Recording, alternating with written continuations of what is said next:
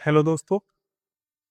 तो आज के लेक्चर में हम लोग समझने का प्रयास करेंगे प्रीएम्बल के कीवर्ड्स के बारे में। ठीक है, कीवर्ड्स फर्स्ट लेक्चर में हम लोग देख चुके, फैक्चुअल्स जो मतलब प्रीएम्बल से रिलेटेड जो थे उसको समझ चुके। आज के लेक्चर में हम लोग समझने का प्रयास करेंगे प्रीएम्बल के जो कीवर्ड्स हैं उसको। ठीक है, तो सबसे पहले हम प्रीएम्बल्स को देखते हैं। तो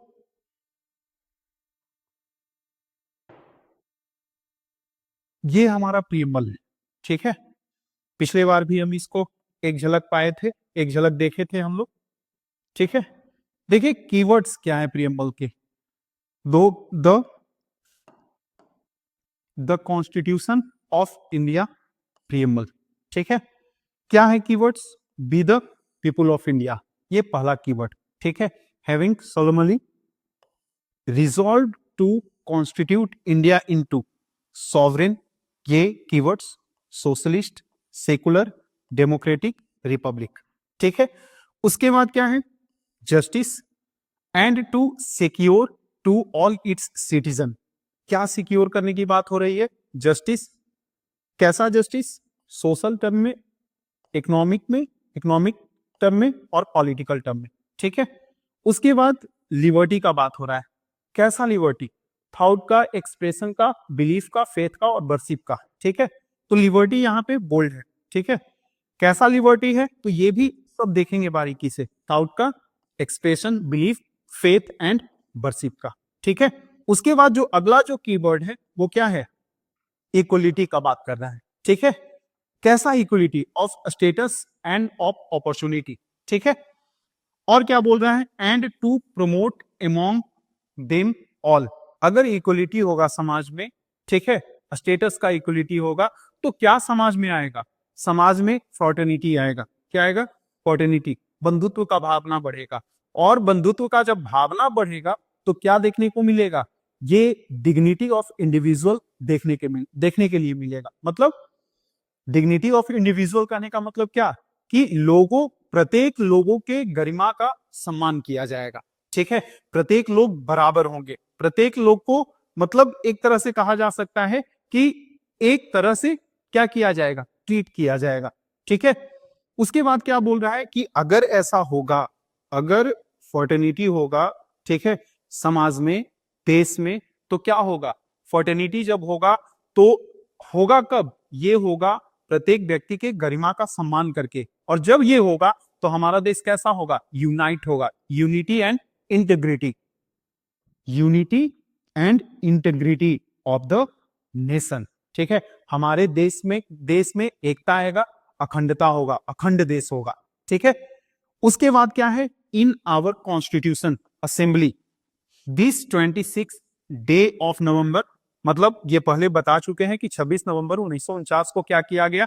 हमारा जो कॉन्स्टिट्यूशन था उसको क्या किया गया? इनेक्ट एंड अडॉप्ट किया गया। इनफोर्स कब किया गया? 26 जनवरी 1950 को। ठीक है, तो यहां भी क्या बात हो रहा है? क्या किया जा रहा है? 1949 को do hereby adopt, enact and give to ourselves this constitution. तो देखिए बारीकी से, अच्छे से इसके सारे कीवर्ड को समझने का प्रयास करेंगे। ठीक है, देखिए तो सबसे पहला कीवर्ड जो आता है हमारे दिमाग में वो क्या आता है?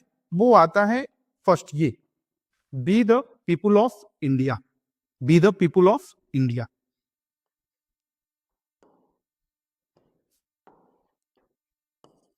वी द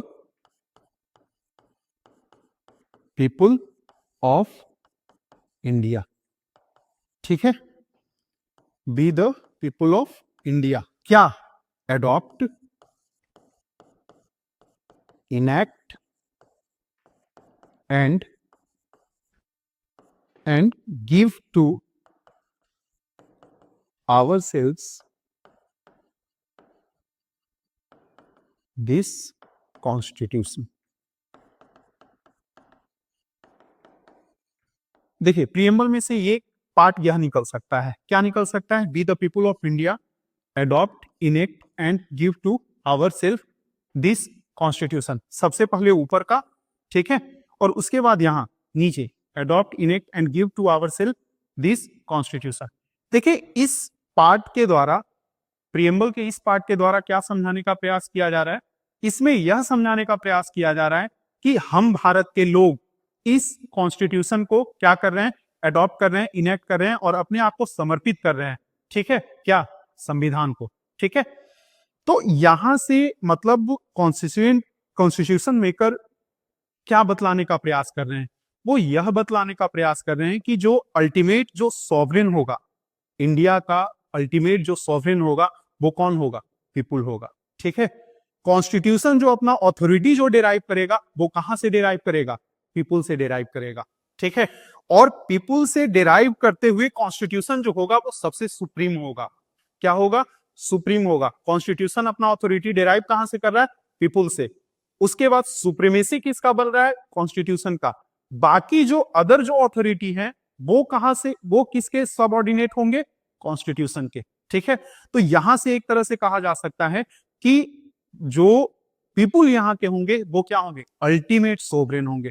ऐसे भी कहा जाता है कि जो भी डेमोक्रेटिक कंट्री जो होता है उसमें जितने भी जो पावर्स होते हैं, जितने भी अथॉरिटी होते हैं, उसका जो लेजिटिमेसी जो होता है वो किस में रिसाइड करता है?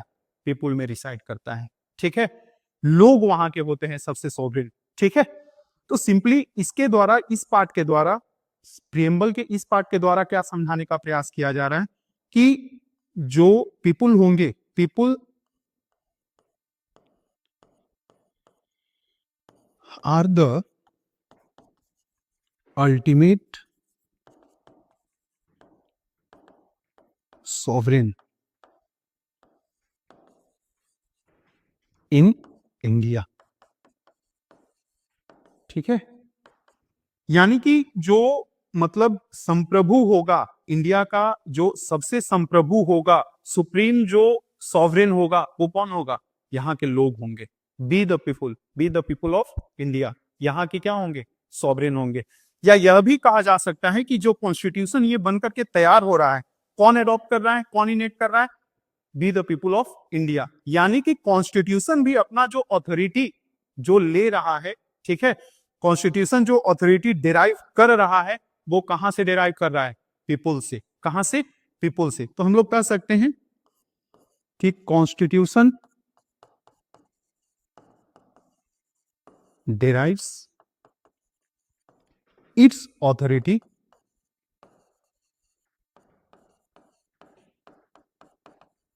और क्या कह सकते हैं? लेजिटिमेसी, ठीक है।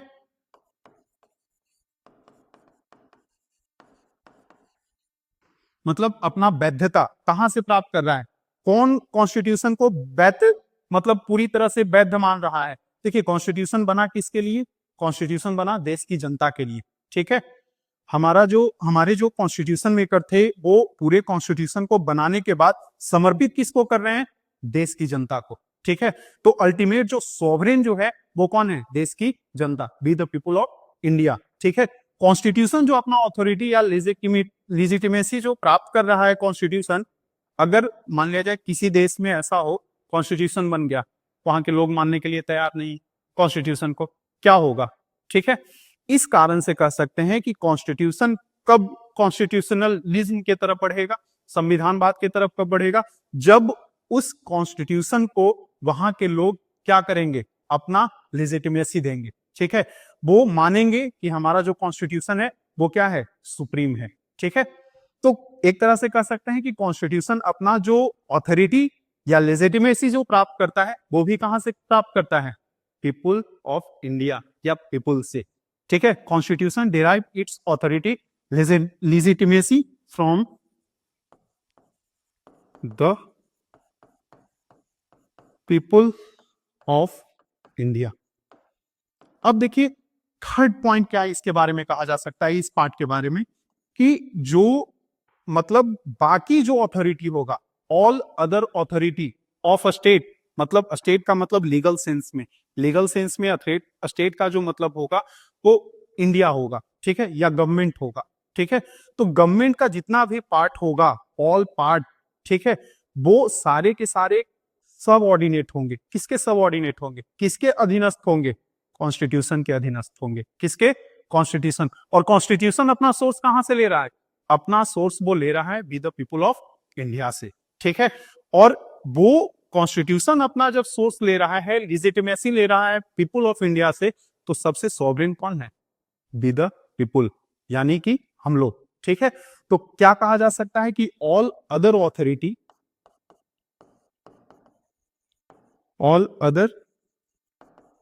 अथॉरिटी, ठीक है, institution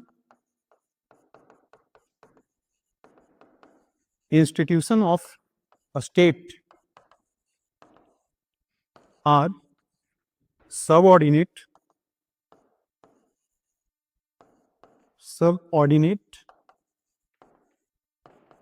to the constitution.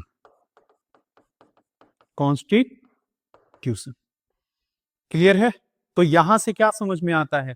First part से be the people of India adopt enact and give to ourselves this constitution से क्या समझ में आता है कि सबसे सॉवरेन, जो अल्टीमेट जो सॉवरेन होगा वो कौन होंगे? People of India. क्लियर है? तो यहां क्लियर होता है फर्स्ट पार्ट, ठीक है। अब देखिए सेकेंड पैराग्राफ या सेकेंड जो कीवर्ड है उसको समझने का प्रयास करते हैं। वो क्या है हमारा? देखिए फिर से एक बार हम लोग प्रीएम्बल को सामने रखते हैं, देखा जाए। देखिए ये प्रीएम्बल, पहला पार्ट समझ गया, बारी बारी से हर एक कीवर्ड को समझेंगे, इतने बेहतर तरीके से समझेंगे, कीवर्ड दिमाग में होगा, पूरा प्रीएम्बल आपके जुबान पर होगा, ठीक है, और याद हो जाएगा। जब प्रीएम्बल पूरा खत्म करेंगे तो पूरा का पूरा प्रीएम्बल जो है आपके दिमाग और आपके दिल और आपके जुबान पे होगा, ठीक है। तो ये फर्स्ट पार्ट, जो फर्स्ट बोल्ड लेटर जो है, समझ गए? क्लियर है? देखिए यह भी कह सकते हैं कि ट्रू स्पिरिट, मतलब ये जो है adopt enact and give to ourselves this constitution, ये जो है डिफाइन क्या करता है? ट्रू स्पिरिट ऑफ प्रीएम्बल, ठीक है, मतलब एक सच्ची भावना को डिफाइन करता है। और क्या डिफाइन करता है सच्ची भावना को? Where preamble tells us the people have adopt enact and give to ourselves this constitution, ठीक है। मतलब एक तरह से प्रीएम्बल यह बताने का प्रयास कर रहा है कि हम लोग बी द पीपुल जो है, हम लोग क्या कर रहे हैं? इस कॉन्स्टिट्यूशन को एडॉप्ट कर रहे हैं, इनेक्ट कर रहे हैं और अपने आप को समर्पित कर रहे हैं, ठीक है। देखिए समझेंगे आगे। सेकेंड जो इसका अगर हम लोग देखें पार्ट, तो कौन है? बोल्ड लेटर से जो लिखा गया है ये है, ठीक है। क्या है? देखिए, be the people of India having solemnly resolve to constitute India into, अब देखिए यहां से क्या आ रहा है? India into a sovereign socialist secular democratic republic. इस वाक्य के द्वारा, प्रीएम्बल के इस सेंटेंस के द्वारा जो कॉन्स्टिट्यूशन मेकर हैं वो क्या बतलाने का प्रयास कर रहे हैं कि इंडिया जो होगा, इंडिया इनटू मतलब इंडिया बनेगा, कैसा बनेगा? कैसा स्टेट बनेगा? तो इंडिया बनेगा सॉवरेन, इंडिया होगा सोशलिस्ट, इंडिया होगा सेकुलर और इंडिया कैसा? डेमोक्रेटिक और रिपब्लिक होगा। क्लियर है? तो सेकेंड पार्ट को अगर हम डिकोड करें तो सिंपली लिखे अगर हम सेकेंड पार्ट को, तो देखिए सेकेंड पार्ट में क्या आता है? सेकेंड पार्ट में है यहां पे, देखिए सबसे पहला जो है वो कौन है? कीवर्ड सोवरेन, सोशलिस्ट, ठीक है, सेकुलर, उसके बाद डेमोक्रेटिक रिपब्लिक, डेमोक्रेटिक रिपब्लिक, ठीक है। इंडिया इनटू अ, क्या बताने का प्रयास है? India into a, India into a sovereign socialist secular democratic republic, ठीक है। देखिए ये वाक्य के द्वारा क्या बतलाने का प्रयास किया जा रहा है कि इंडिया होगा, क्या होगा? इंडिया का नेचर कैसा होगा? मतलब जो इंडिया स्टेट जो होगा वो कैसा होगा? नेचर ऑफ द स्टेट कैसा होगा? वो उसका प्राकृतिक मूल जो प्राकृतिक होगा वो कैसा होगा?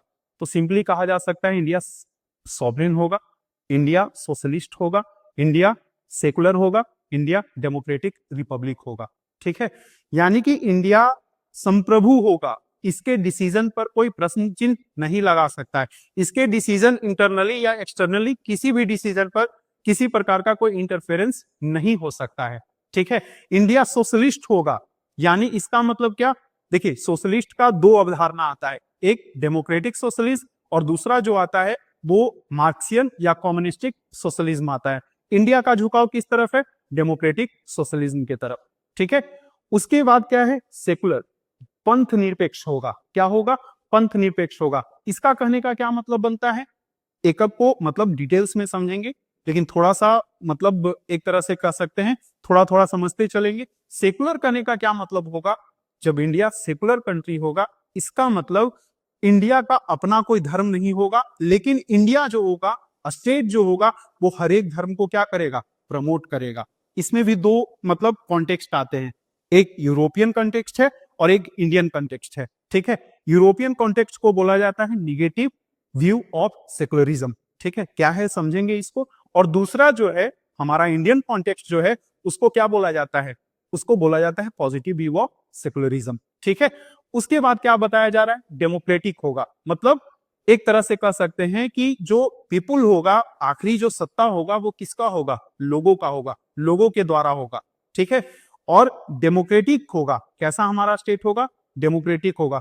और रिपब्लिक होगा, मतलब जो state of the head of the state जो होगा वो कौन होगा, कोई हेरिडेटरी से या कोई मतलब वंशानुगत आकर के नहीं बैठ जाएगा, जैसा कि इंग्लैंड में है। ठीक है, यहाँ का जो हेड ऑफ द स्टेट होगा वो इलेक्टेड होगा। क्या होगा, इलेक्टेड होगा, इलेक्टेड बाय द पीपुल। वो या तो डायरेक्ट होगा या इनडायरेक्ट होगा। अगर कोई मान लिया जाए कि रिपब्लिक कंट्री है भी, तो वो कहीं पे क्या होता है, जो हेड ऑफ द स्टेट होगा वो क्या होगा, directly elected by the people होगा या indirectly elected by the people होगा। तो एक तरह से कह सकते हैं कि ये जो वाक्य है उसके द्वारा कॉन्स्टिट्यूशन मेकर क्या बतलाने का प्रयास कर रहे हैं कि हमारा जो स्टेट होगा, हमारा जो इंडिया होगा, वो उसका नेचर क्या होगा। ठीक है, तो हम लोग कह सकते हैं नेचर क्या होगा, तो सोवरेन होगा, सोशलिस्ट होगा, सेकुलर होगा, डेमोक्रेटिक होगा, रिपब्लिक होगा। हमारे स्टेट का प्राकृतिक ऐसा होगा। ठीक है, मतलब किसी व्यक्ति के बारे में बोला जाता है क्या, कि किसी व्यक्ति का व्यक्तित्व कैसा है या उसका प्राकृतिक कैसा है, उसका मूल स्वभाव कैसा है, वो एक्चुअली है क्या। ठीक है, तो उसी तरह से कहा जाता है कि इंडिया जो है उसका जो नेचर जो है वो कहाँ दिखता है, तो वो नेचर उसका दिखता है प्रियम्बल के इस पार्ट में। ठीक है, कि इंडिया ऐसा होगा, या यह कह सकते हैं कि उस समय कॉन्स्टिट्यूशन मेकर्स जो थे उनका विजन ये था कि इंडिया को ऐसा बनाना है। ठीक है, या यह कह सकते हैं कि वो इंडिया को एज अ डिक्लेयर कर रहे हैं कि हमारा इंडिया ऐसा है।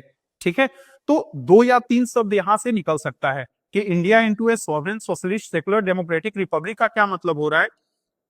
इसको कह सकते हैं कि ये हमारा नेचर ऑफ द स्टेट है। क्या है, नेचर ऑफ द स्टेट। ठीक है, हमारे इंडिया का ये नेचर है। ठीक है, हमारा इंडिया ऐसा है। सेकंड क्या कह सकते हैं, ये जो है विजन है, किनके लिए, किनका विजन है, vision of the constitution makers, constitution makers. ठीक है, या यह भी कह सकते हैं कि ये एक तरह का डिक्लेरेटरी पार्ट है कि हमारा इंडिया ऐसा है, डिक्लेयर किया जा रहा है कि इंडिया सोवरेन अब है, नॉट अ डोमिनियन, ना किसी का डोमिनियन है ना ही किसी पर डिपेंडेंट है। अब इंडिया के किसी भी डिसीजन में किसी का कोई इंटरफेरेंस नहीं होगा। ठीक है, अब कोई ब्रिटिश शासन हम पे नहीं करेगा। ठीक है, अब हम पूरी तरह से क्या है, सोवरेन है, संप्रभु है। यानी कि ये मतलब यह भी कहा जा रहा है सोशलिस्ट है, सेकुलर है, डेमोक्रेटिक है और रिपब्लिक है। इसका मतलब कि ये जो है क्या है, डिक्लेरेटरी पार्ट है।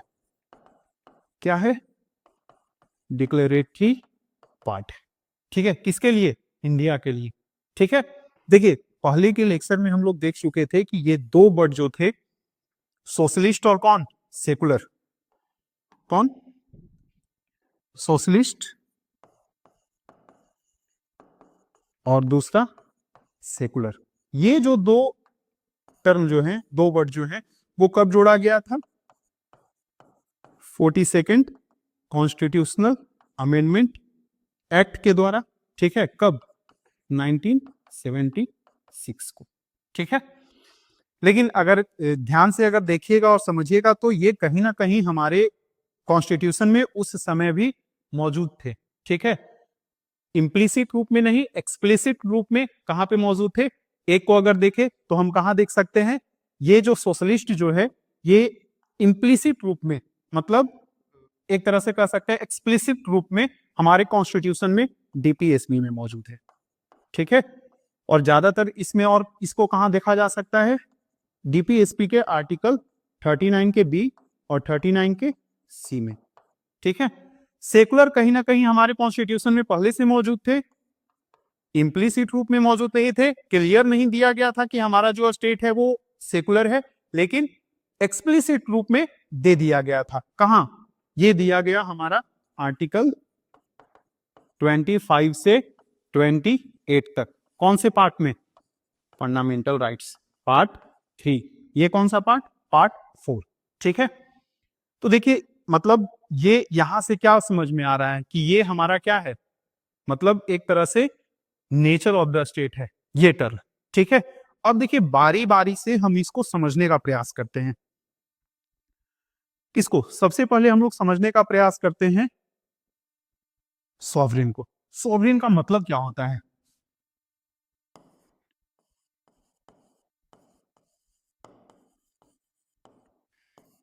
देखिए सोवरेन का सिंपल हिंदी होता है क्या? संप्रभु, संप्रभुता, ठीक है। देखिए सोवरेन का सिंपल क्या मतलब निकल करके आता है कि सोवरेन अगर कोई स्टेट है तो वो किसी पर डिपेंडेंट नहीं होगा, ठीक है।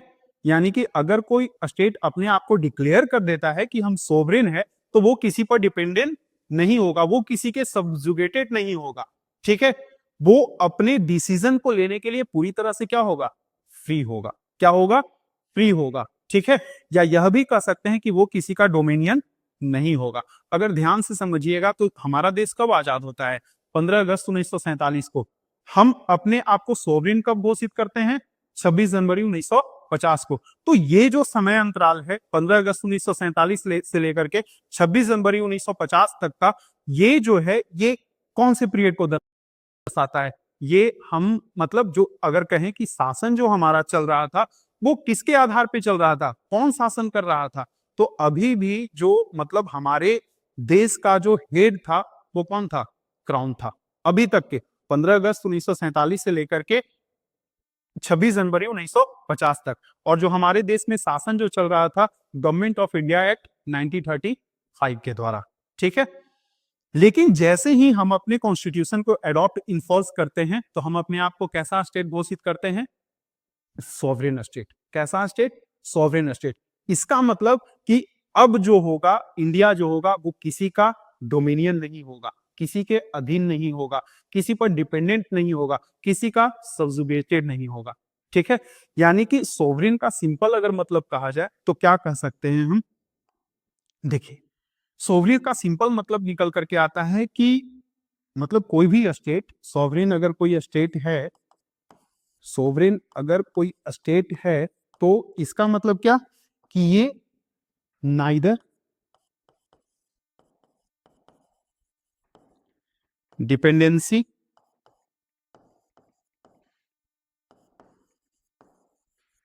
Nor a dominion of any other nation, any other nation, ठीक है। देखिए क्या बोल रहा है, नाइदर अ डिपेंडेंसी, मतलब अगर कोई स्टेट अपने आप को सोवरेन डिक्लेयर कर रहा है और ऐसा बोला जा रहा है कि इंडिया इनटू अ सोवरेन, ठीक है, तो इसका मतलब क्या कि वो किसी पर डिपेंड नहीं होगा। Neither a dependency nor a dominion, किसी का अधीन भी नहीं होगा, ठीक है। वो अब पूरी तरह से क्या होगा? फ्री होगा। क्या होगा? फ्री होगा। क्लियर है? तो हम लोग कह सकते हैं कि ये क्या बतलाने का प्रयास कर रहा है कि इंडिया जो है अब क्या है? सोवरेन है, ठीक है। दूसरा अगर कहें तो क्या कि मतलब एक तरह से कहा जा सकता है कि जो इसका डिसीजन होगा, ठीक है, डिसीजन ऑफ द स्टेट, ठीक जो होगा वो मतलब क्या होगा? पूरी तरह से फ्री होगा, ठीक है, इंडिपेंडेंस होगा। इंडिपेंडेंस किस चीज में? Independence in decision making both internally and externally. मतलब कि ये पूरी तरह से अब इंडिपेंडेंस है, पूरी तरह से आजाद है किस चीज में? डिसीजन मेकिंग में। किस चीज में? डिसीजन मेकिंग में। कहां कहां? इंटरनली भी, अपने टेरिटरी में भी, और किसी तरह का बाहरी अगर कोई डिसीजन लेना है, ठीक है, किसका मेंबर हमको बनना है, कौन से ऑर्गेनाइजेशन का मेंबर होना है, किस चीज के लिए हमको कैसा डिसीजन लेना है, किस देश के प्रति हमको कैसा डिसीजन लेना है, ये सारा कुछ कौन बतलाने का प्रयास कर रहा है? Sovereign country. ठीक है, अगर कोई सॉवरेन कंट्री है तभी वो अपने लिए अपने हित में डिसीजन ले सकता है, और वो इंडिया बतला रहा है कि हम सॉवरेन कंट्री हैं, तो हमारे डिसीजन में किसी प्रकार का कोई ना तो बाहरी और ना तो इंटरनली किसी तरह का कोई हस्तक्षेप होगा। यानी कि जो हमारा डिसीजन होगा, डिसीजन ऑफ द स्टेट जो होगा, डिसीजन ऑफ द स्टेट जो होगा वो क्या होगा? अनक्वेश्चनेबल होगा। यानी कि कोई उस पर प्रश्न चिन्ह नहीं लगा सकता है। ठीक है, पूरी तरह से वो अपने डिसीजन के लिए क्या है? फ्री है, इंडिपेंडेंस है। ठीक है, देखिए इसमें एक मतलब इंडिया के सोवरेन पर एक मतलब वाक्य बोला जाता है क्या, कि जो इंडिया जो है अगर वो कॉमनवेल्थ नेशन का अगर मेंबर है तो वो सोवरेन कैसे है? ठीक है, देखिए कॉमनवेल्थ नेशन क्या है? कॉमनवेल्थ नेशन वैसे देशों का समूह है जो कभी ना कभी अंग्रेजी हुकूमत, ठीक है, अंग्रेज का जो साम्राज्य था उसके क्षेत्र में रहा था। ठीक है, तो इंडिया भी था। तो इंडिया जब आजाद हुआ तो उसका अभी भी वो मेंबर है, कॉमनवेल्थ नेशन का वो क्या है? मेंबर है। तो प्रश्न उठता है कि क्या इंडिया अगर कॉमनवेल्थ का मेंबर है, कॉमनवेल्थ नेशन का मेंबर है, राष्ट्रकुल सदस्य जो है, राष्ट्रकुल जो देश है उसका मेंबर है, तो क्या कहीं से भी इंडिया के सॉवरेनिटी पर, इंडिया के संप्रभुता पर कहीं से कोई प्रश्न उठता है, प्रश्न चिन्ह लगता है? तो हम सिंपली बोलेंगे नहीं। ठीक है, जब ये डिक्लेयर किया गया था नेहरू जी के द्वारा 27 अप्रैल 1949 को कि इंडिया जो होगा वो कॉमनवेल्थ नेशन का मेंबर होगा, तो उसी समय नेहरू जी के द्वारा ये बता दिया गया था कि ये जो डिसीजन है वो क्या है? मतलब स्वेच्छा से लिया गया डिसीजन है। क्या है? स्वेच्छा से लिया गया डिसीजन है। ये कब हुआ था? प्राइम मिनिस्टर का सेशन था, ठीक है, ब्रिटेन में, और ये प्राइम मिनिस्टर के सेशन में नेहरू जी के द्वारा ये बोला गया कि इंडिया जो होगा कॉमनवेल्थ नेशन का क्या होगा? मेंबर होगा। लेकिन जो कॉमनवेल्थ नेशन का जो हेड है वो कौन हेड है? जो क्राउन है ब्रिटेन का, वो हेड माना जाता है। नेहरू जी के द्वारा क्या स्टेटमेंट दिया गया कि ये जो हेड होंगे, जो सम्राट जो होंगे, वो क्या होंगे? केवल और केवल प्रतीकात्मक, सिंबॉलिक अध्यक्ष होंगे, हेड होंगे। ठीक है, वो अल्टीमेट हेड नहीं होंगे। जो हमारे स्टेट का जो अल्टीमेट जो हेड होगा वो कौन होंगे? President of India. ठीक है, जो हेड ऑफ द स्टेट होंगे वो प्रेसिडेंट होंगे, ना कि ब्रिटिश क्राउन होगा। ठीक है, ये क्लियर किया गया उनके द्वारा, और ये मतलब सिंपली कह सकते हैं कि ये एक्स्ट्रा कॉन्स्टिट्यूशनल डिसीजन था, और ये फ्री विल के द्वारा लिया गया था। मतलब एक तरह से आपत्ति उठा था इस पे, लेकिन केवल किसके लिए लिया गया कि मतलब चलिए राजनीतिक चीजों को अलग रखते हुए जो हमारा संबंध ब्रिटेन के साथ है उसको खराब ना करे, और जो मैत्रीपूर्ण संबंध है उसको बना करके रखा जाए। किसके साथ? ब्रिटेन के लोगों के साथ। ठीक है, उसके लिए ये डिसीजन लिया गया। ठीक है, बाकी देखिए हर एक स्टेट का, हर एक कंट्री का अपना अपना डिसीजन था। आयरलैंड जैसे ही आजाद होता है 1948 में एक अमेंडमेंट पास करता है, ठीक है, आयरलैंड रिपब्लिक अमेंडमेंट एक्ट, और वो मतलब कॉमनवेल्थ नेशन का जो हिस्सा है वो बनना पसंद नहीं करता है। इंडिया उसका मतलब कॉमनवेल्थ नेशन का मेंबर बनना पसंद करता है, लेकिन वो कहीं से भी इंडिया के सॉवरेनिटी पे किसी प्रकार का कोई प्रश्न चिन्ह नहीं लगाता है। ठीक है, इंडिया पूरी तरह से सॉवरेन है। अपने डिसीजन को लेकर के, और इसका जो हेड ऑफ द स्टेट है वो कौन है? प्रेसिडेंट ऑफ इंडिया है, ना कि ब्रिटिश क्राउन। देखिए ऐसा भी कहा जाता है कि क्या मतलब कभी ब्रिटेन का जो क्राउन है वो इंडिया आ जाएंगे तो क्या वो हमारे जैसे कॉमनवेल्थ नेशन का मेंबर है इंडिया, तो कॉमनवेल्थ नेशन का जो हेड है वो कौन है? जो क्राउन है। तो क्या वो अगर कभी इंडिया का भी विजिट करने आए तो हमारे जो स्टेट का जो हेड है वो कौन है? प्रेसिडेंट। क्या उनका औहदा जो होगा, स्टेटस जो होगा वो प्रेसिडेंट ऑफ इंडिया से ऊपर होगा? बिल्कुल नहीं होगा। ठीक है, क्यों नहीं होगा? क्योंकि कहीं भी कॉन्स्टिट्यूशन में ऐसा नहीं लिखा गया है, और सुप्रीमेसी किसका है? कॉन्स्टिट्यूशन का। ये डिसीजन जो था एक्स्ट्रा कॉन्स्टिट्यूशनल था। ठीक है, और देखिए और क्या हो सकता है, जैसे राष्ट्र अभी अप्रोक्स 56 मेंबर हैं, ठीक है, कॉमनवेल्थ नेशन में। तो जब कभी भी सेशन होता है किसका? कॉमनवेल्थ नेशन का, तो इंडिया का भी रिप्रेजेंटेटिव वहां जाते हैं। अब जब इंडिया के रिप्रेजेंटेटिव वहां जाते हैं तो बहुत तरीके का डिसीजंस होते हैं, ठीक है, बहुत तरह का निर्णय लिया जाता है। तो क्या वो निर्णय इंडिया पर बाध्यकारी होंगे? क्या इंडिया को वो डिसीजन मानने होंगे? बिल्कुल नहीं। ठीक है, अगर वो हमारे सम्मान मतलब वो निर्णय जो हमारे सम्मान के विरुद्ध होगा, हमारे सोवरेन के विरुद्ध होगा, वो डिसीजन मानने के लिए कभी भी हम बाध्यकारी नहीं है। ठीक है, तो देखिए सिंपल मतलब एक तरह से कहा जाए कि सोवरेन स्टेट के बारे में मतलब ये कहा जाता है इस तरह का, और ये एक मतलब कॉमनवेल्थ नेशन जो है एक तरह से बोले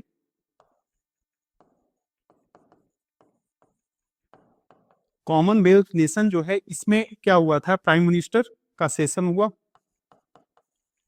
बहुत देशों से क्या हुए? प्राइम मिनिस्टर यहाँ पहुंचे, और नेहरू जी भी वहां पहुंचे। ठीक है, अंतरिम गवर्नमेंट में वो प्राइम मिनिस्टर थे इंडिया के, और वो 27 अप्रैल 1949 को क्या डिसीजन करते हैं कि इंडिया जो होगा वो मेंबर होगा। India as a member, India as a member of, या मेंबर होगा सिंपली मेंबर, इंडिया जो होगा वो मेंबर होगा। किसका मेंबर होगा? Member of Commonwealth nation, Commonwealth nation. अब देखिए यहां से क्या समझना है, क्या ये मतलब कॉन्स्टिट्यूशन में मेंशन है? तो सिंपली क्या ध्यान रखिएगा, ये जो डिसीजन है वो एक्स्ट्रा कॉन्स्टिट्यूशनल है, स्वेच्छा से लिया गया डिसीजन है। ये कॉन्स्टिट्यूशनल में कॉन्स्टिट्यूशन में मेंशन नहीं है। और एक स्टेटमेंट दिया गया, किनके द्वारा दिया गया? ये दिया गया किनके द्वारा? ये दिया गया प्राइम मिनिस्टर नेहरू जी के द्वारा। क्या? इट इज, इसको डबल इन्वर्टेड कॉमा में, it is an agreement, Commonwealth nation में जाने का agreement. It is an agreement bye free will and to be terminated by free will। Bill का मतलब यहाँ इच्छा होगा।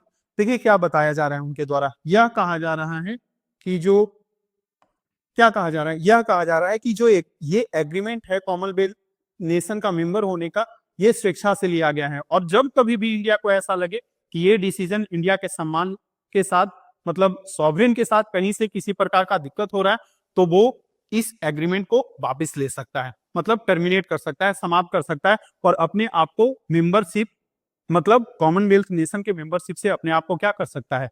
अलग कर सकता है। ठीक है, तो ये एक तरह से मतलब क्या दर्शा रहा है कि इंडिया जो है वो कैसा, इंडिया इनटू अ सोवरेन, मतलब इंडिया का नेचर कैसा है? सोवरेन है, ये किसी पर अब डिपेंडेंट नहीं है, अपने डिसीजन के लिए पूरी तरह से फ्री है। जो इसके स्पेयर में आ रहा है, इंडिया के जो स्पेयर में आ रहा है, मतलब एक तरह से कहें जो टेरिटरी इंडिया का है, जो पीपुल इंडिया का है, मतलब इंडिया के जो लोग हैं, और जो हमारा रिसोर्सेस है हमारे इंडिया का, ठीक है, उसके लिए हर एक डिसीजन लेने के लिए जो यहाँ का स्टेट है वो क्या है, फ्री है। क्या है, फ्री है। वो मतलब किसी भी डिसीजन को, मतलब उसके डिसीजन को क्या किया जा सकता है, एक तरह से कह सकते हैं क्वेश्चन, उस पर प्रश्न चिन्ह नहीं उठाया जा सकता है। ठीक है, और भी इसमें बहुत सारे चीज आगे आएंगे। आज हम लोग मतलब लेक्चर को, आज के लेक्चर को मतलब यही विराम देते हैं। और भी इसमें चीज आएंगे, सॉवरेन में अभी और बहुत कुछ बचा हुआ है। जैसे क्या कहा जाता है कि any sovereign country, any sovereign country या any sovereign state can acquire or cede, cede का मतलब सीईडी, सीड का मतलब गिव, देना। Any sovereign state can acquire or cede a territory. ठीक है, मतलब कोई भी अगर सॉवरेन कंट्री है तो वो क्या बताएं कि वो डिसीजन लेने के लिए फ्री है, इंटरनली भी एक्सटर्नली भी। ठीक है, तो अगर कोई सॉवरेन कंट्री है तो वो अपने टेरिटरी को क्या कर सकता है, छोड़ सकता है, और दूसरे टेरिटरी को क्या कर सकता है, एक्वायर कर सकता है, अधिग्रहण कर सकता है उसका। ठीक है, इसका एग्जाम्पल देखने के लिए मिलता है कब, जो 1975 में सिक्किम को क्या किया गया, एक्वायर किया गया। ठीक है, मतलब वो पहले क्या था, इंडिपेंडेंस मोनार्की था। अब वो इंडिपेंडेंस मोनार्की से 1975 में क्या बन जाता है, एक इंडिया का स्टेट बन जाता है। यानी वो एक्वायर कर रहा है, क्या कर रहा है, एक्वायर कर रहा है। या यह भी कह सकते हैं कि वो अपना मतलब टेरिटरी किसी दूसरे देश को दे सकता है। जैसे अगर ध्यान दिया जाए तो हमारे कॉन्स्टिट्यूशन में एक अमेंडमेंट होता है, कौन सा amendment, Soma, handed constitutional amendment act, कब होता है, 2015 में। जिसमें क्या किया जाता है, इंडिया का जो कुछ टेरिटरीज जो है वो किसको दे दिया जाता है, वो मतलब सीड कर दिया जाता है, किसको, बांग्लादेश को। ये जो सोमा संविधान संशोधन आया वो इंडिया और बांग्लादेश के लिए, इंडिया और बांग्लादेश का जो भूमि विवाद था बहुत दिन से चलते आ रहा था। ठीक है, इंदिरा गांधी भी इसको रिजॉल्व नहीं कर पाए थे। ठीक है, लेकिन 2015 में इसको रिजॉल्व किया गया। ठीक है, जो मतलब एक तरह से सीमा विवाद था उसको, और क्या किया गया, मतलब कुछ पार्ट जो है बांग्लादेश से एक्वायर किया गया, बांग्लादेश दिया हमको। ठीक है, और कुछ पार्ट जो था वो क्या किए, मतलब इंडिया के द्वारा बांग्लादेश को दिया गया। ठीक है, ऐसा माना जाता है कि लगभग, तो देखो यहाँ दोनों, देखिए ध्यान से, यहाँ दोनों का एग्जाम्पल आ रहा है, एक्वायर भी कर रहा है और सीड भी कर रहा है। ठीक है, लगभग मतलब एक तरह से कहें इनक्लेव उसको बोला जाता है, जो भूमि का टुकड़ा जो बाकी क्षेत्र से घिरा हुआ होता है, विवादित क्षेत्र होता है, इनक्लेव। लगभग 111 इनक्लेव जो थे वो इंडिया के द्वारा बांग्लादेश को दे दिए गए। और वो लगभग क्या, कितना था, मतलब लगभग 17,160 एकड़ जमीन जो था वो किसको दिया गया, वो बांग्लादेश को दिया गया। ठीक है, और इंडिया को क्या मिला, इंडिया को 51, ठीक है, 51 जो इनक्लेव्स थे, 51 इनक्लेव्स किसको मिले, इंडिया को, किसके द्वारा, बांग्लादेश के द्वारा। और इंडिया को लगभग वही 7,700 समथिंग, 7,000 इंडिया दिया बांग्लादेश को, 17,000 इंडिया को मिलता है, कितना, 7,000 अप्रॉक्स एकड़ ऐसे ही था। ठीक है, अब ये क्या था, एक तरह से हम लोग ज्यादा जमीन दे रहे हैं, बांग्लादेश को मिल रहा है कम जमीन, लेकिन इंडिया के ये पक्ष में था। ये जो मतलब एक तरह से कह सकते हैं सीमा विवाद को सुलझाने के लिए। ठीक है, जो माइग्रेंट्स थे, मतलब अगर कभी मैप देखने का मौका मिले तो इंडिया और बांग्लादेश का जब मैप देखिएगा तो जो मैप है वो मतलब इनक्लेव्स क्या होता है, वैसा भूमि क्षेत्र जो मतलब वैसे विवादित क्षेत्र से घिरा हुआ होता है। ठीक है, मतलब बीच में का क्षेत्र होता है, बाकी दोनों तरफ ऐसा ऐसा, ऐसे ऐसे। ठीक है, यानी कि इस तरह से, एक तरह से कहें तो ऐसा होगा। ठीक है, अब बीच में यहाँ पे मान लेते हैं कि ये इंडिया का पार्ट है, तो ये किसका पार्ट है, बांग्लादेश का पार्ट है। ये इंडिया का पार्ट है तो ये किसका पार्ट है, बांग्लादेश का पार्ट है। तो माइग्रेंट जो थे, जो इलीगल जो माइग्रेशन था वो बहुत ज्यादा था और इंडिया को बहुत परेशानी उससे हो रहा था। ठीक है, तो ये मतलब किया क्या गया कि इसको सीधा कर लिया गया ऐसे। ठीक है, मतलब इंडिया को पूरा इस तरह से मतलब एक क्लियर डिवीजन कर दिया गया कि ये इंडिया होगा और ये क्या होगा, बांग्लादेश होगा। ठीक है, और इस तरह से बहुत पुराना जो मतलब सीमा विवाद था वो 2015 101वां संविधान संशोधन के द्वारा क्या कर दिया गया, सुलझा लिया गया। ठीक है, तो क्या समझा रहे थे कि सॉवरेन कंट्री जो होगा, एक सॉवरेन स्टेट जो होगा वो क्या कर सकता है, टेरिटरी को एक्वायर भी कर सकता है और टेरिटरी को क्या कर सकता है, सीड भी कर सकता है किसी दूसरे नेशन को। ठीक है, तो ये किसका, ये जो डिसीजन ले सकता है कैसा कंट्री ले सकता है, सोवरेन कंट्री ही ले सकता है। जिसका एग्जाम्पल कौन था, सबसे पहला कौन सा एग्जाम्पल अगर देखे तो बोल सकते हैं, तो फर्स्ट एग्जाम्पल में आता है कौन सा, सिक्किम 1975। ठीक है, सिक्किम जो था वो क्या था, एक तरह से सिक्किम को हम बोल सकते हैं कि वो इंडिपेंडेंस मोनार्की था। ठीक है, लेकिन इससे पहले 1975 से पहले, लेकिन इसको क्या कर लिया गया, एक्वायर कर लिया गया। क्या कर लिया गया, एक्वायर कर लिया गया, और इसको क्या बना दिया गया, ये इंडियन स्टेट बन गया, इंडिया का स्टेट बन गया। क्लियर है। सेकेंड अगर देखें तो क्या देख सकते हैं हम लोग, सेकेंड अगर देखें तो हम लोग देख सकते हैं कि जो 100, ठीक है, 100 जो कॉन्स्टिट्यूशनल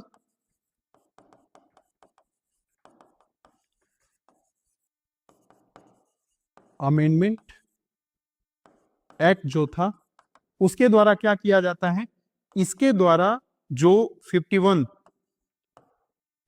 जो इनक्लेव्स जो थे वो किसको मिलता है, इंडिया को मिलता है। ठीक है, जो किसका पार्ट था, बांग्लादेश का पार्ट था। ठीक है, और वही 111 जो इनक्लेव्स थे, ठीक है, वो किसको दिया जाता है, बांग्लादेश को। किसको, बांग्लादेश को। ठीक है, तो इस तरह से कह सकते हैं कि ये क्या हो रहा है, इंडिया दे रहा है, इंडिया को मिल रहा है, यानी कि इंडिया एक्वायर कर रहा है। क्या कर रहा है, एक्वायर।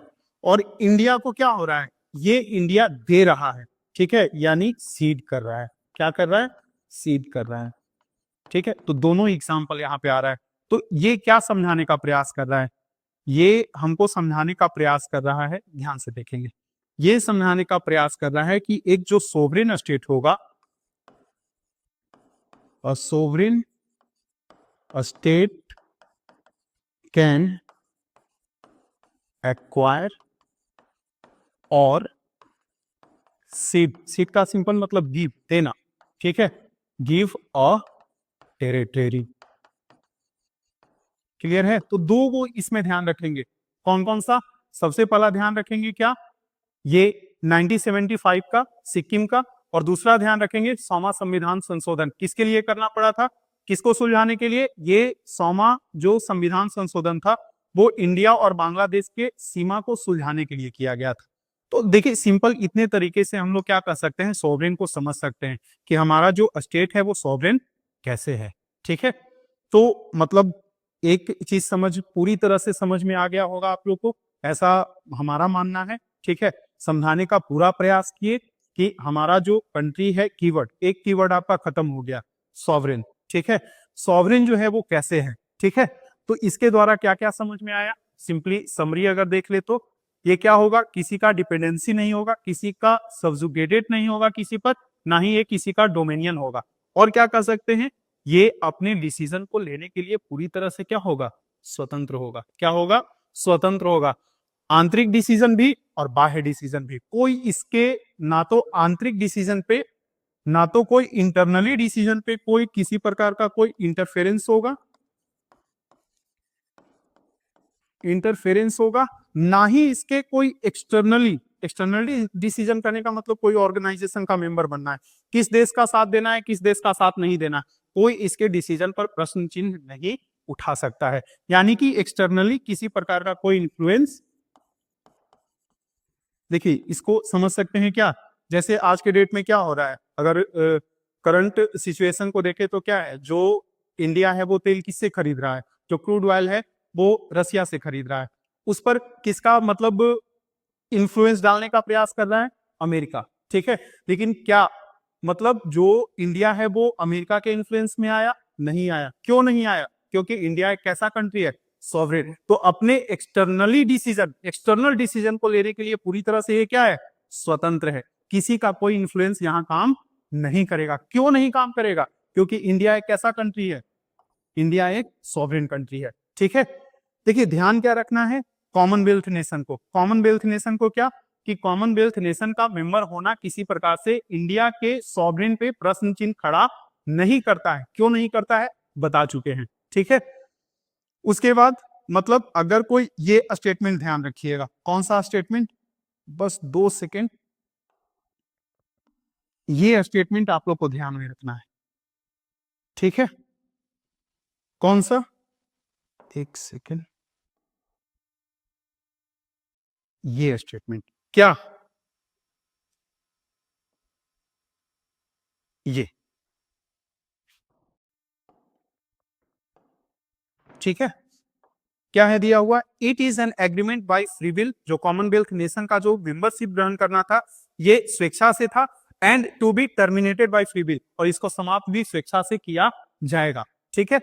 उसके बाद ध्यान क्या रखना है कि ये वाला पार्ट, ये क्या, अ सोवरेन स्टेट कैन एक्वायर और सीट अ टेरिटरी, ठीक है। अपनी टेरिटरी को क्या कर सकता है, एक्वायर, भी किसी दूसरे टेरिटरी को एक्वायर कर सकता है। सिक्किम का एग्जांपल ध्यान रखेंगे, बांग्लादेश का एग्जांपल ध्यान रखेंगे। तो इतने तरीके से हम लोग समझ सकते हैं कि सॉवरेन का एक्चुअल मतलब क्या होता है, प्रीएम्बल में जो सॉवरेन दिया गया है उसका एक्चुअल मतलब क्या है, ठीक है। तो समझाने का हमारा पूरा प्रयास रहा, ठीक है, और इससे बेहतर होगा और इससे बेहतर समझाने का प्रयास करेंगे। आपके मतलब मेरा प्रयास क्या रहता है, चीजों को इस तरह से तोड़ दे, इस तरह से ब्रेक डाउन करे, इस तरह से डिकोड करे कि आपके दिमाग में पूरी तरह से वो हमेशा के लिए बात आ जाए, ठीक है। बार बार किसी सोर्स को उठाने का जरूरत ना पड़े, पूरा हर एक जो भी आप मतलब बुक्स उठा करके देखिएगा, कोई भी पुस्तक उठा करके देखिएगा, उसमें आपको इससे ज्यादा नहीं मिलेगा, ठीक है। प्रयास यही रहता है चीजों को अच्छा से समझें, ठीक है, और आपके फायदे के लिए हो, ठीक है। जब हम प्रीएम्बल को पूरा कंप्लीट करेंगे और उसके बाद आप किसी भी कॉम्पिटिटिव एग्जाम का क्वेश्चन उठा करके देखिएगा, वो क्वेश्चन आपसे छूटेगा नहीं, ठीक है। हमारा ये प्रयास रहेगा, ठीक है। मिलते हैं अगले लेक्चर में।